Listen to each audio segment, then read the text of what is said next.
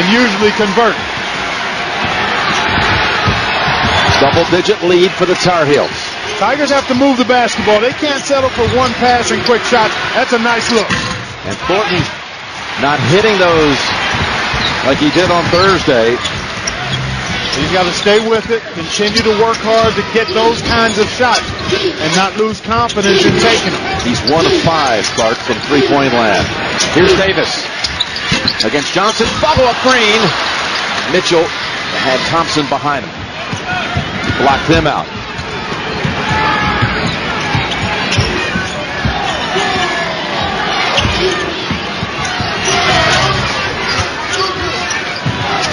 LSU doing a solid job on the glass.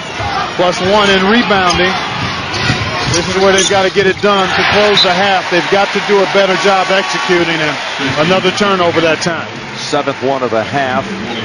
And Hansbrough comes in for the last 126, as does Lawson. Tigers back in the lineup. LSU's going to pull Thornton and Mitchell. Trent Johnson going to try to stay away from any third foul. But Ty Lawson started the game. He's been in and out. He scored 1 basket. And re-aggravated his foot at one time. It looked a little sketchy whether or not he had returned, but he has. Got a little more than a minute to play, and that is Hansbrough lost control of it on the way up. Yeah, I think Thornton may have gotten a piece of it, Jim.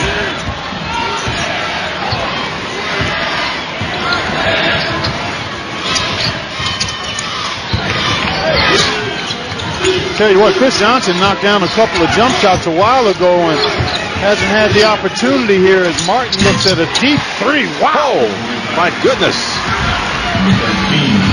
He's a 35% career three-point shooter. He's a little streaky, but he's got in the gym range, and he showed it to you there. I thought you could say he's a 35-foot shooter, not 35%. Oh, that's going to be on Quentin Thornton. Had a hand around the neck of Hansbrough, and this is what we've seen out of Ty Lawson today. Well, it's a work in progress for Ty. Again, he hasn't played in 2 weeks. Has practiced very little. Re-aggravated that toe, but this showed you a little bit of what he's capable of.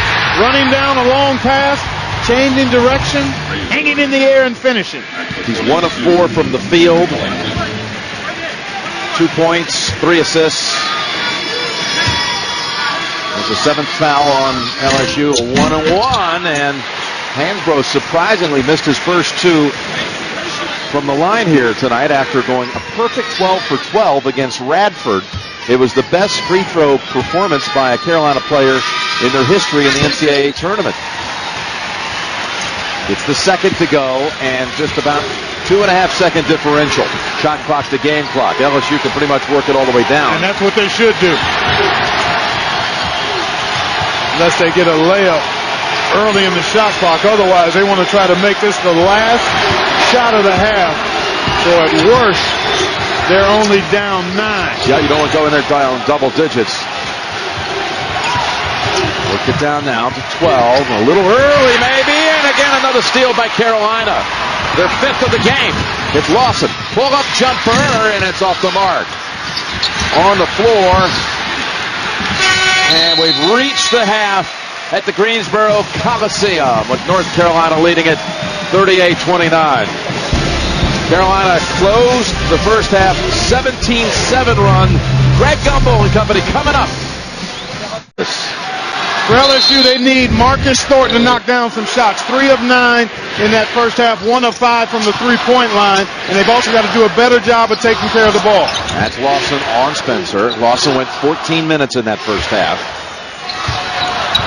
Not warm up a lot coming out of the locker room, and there's a hook shot for Tasman Mitchell. Lawson up ahead to Green. Quick shot, and the rebound by Mitchell on this end. Scores at one end, quickly down the floor to the other side to get it back to the Bayou Bengals. Well, he had 10 in that first half on 4 of 7 shooting, did Tasman Mitchell. Looking aggressively to go to work now. Oh, back-to-back baskets in the first 40 seconds. And Mitchell cuts this to 5.